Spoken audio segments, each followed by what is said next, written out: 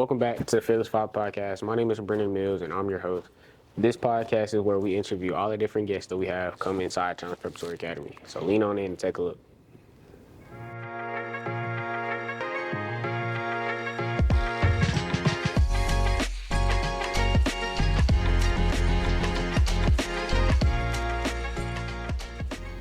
So today I'm here with Mr. Corey Rogers. He's the executive director of the Laney Museum. So Mr. Corey, can you tell us a little bit about the Laney Museum? Sure thing, and really glad that you all are having me on the podcast today. It's really cool.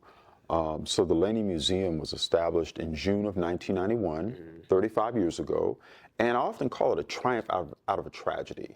There was a woman living in the home of the Laney residence at 1116 Phillips Street many years ago. Her name was Margaret Louise Laney. She was the niece of the great educator Lucy Craft Laney. She unfortunately lost her life in an electrical fire that consumed a large portion of the home.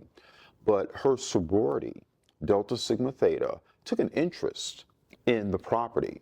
At the time, they had just split off maybe a decade earlier from the Aiken chapter of Deltas. So what was once the Aiken-Augusta alumni chapter, they were now two. The Augusta alumni chapter, they were looking for a permanent place. They were kind of all over the place. Yeah. They would meet at private residencies. They would meet at Shiloh Community Center on 15th Street. Yeah. So finally, 1986, they purchased the property.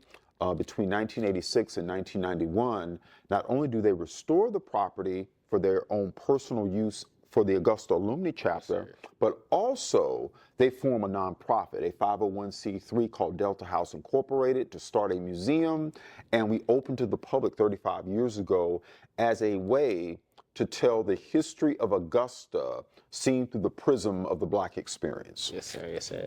So now, can you tell us like the origin of Negro History Week as we now know Black History Month?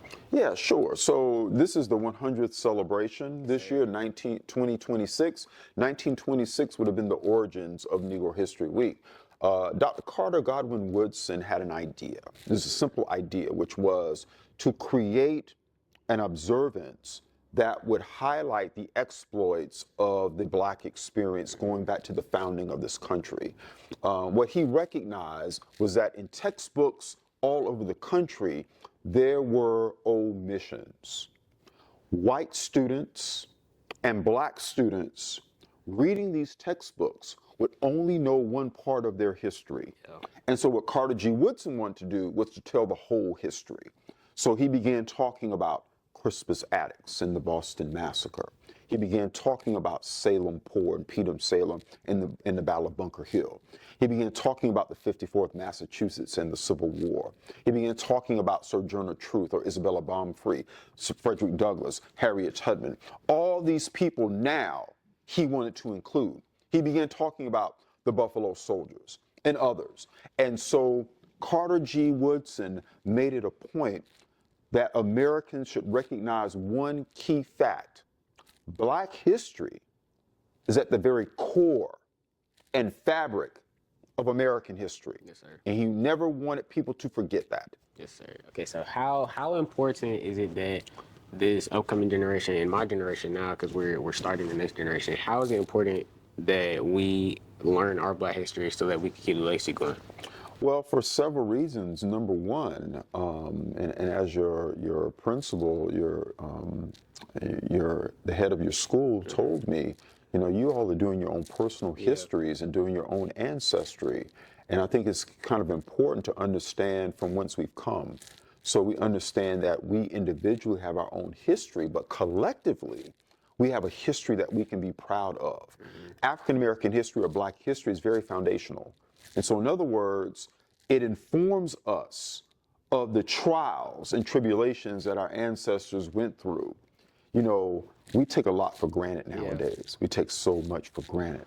But in one-room schoolhouses, in schools where 200 students had to share the same books and desks, these young people rose to become future doctors, judges, attorneys, astronauts, physicists, college professors.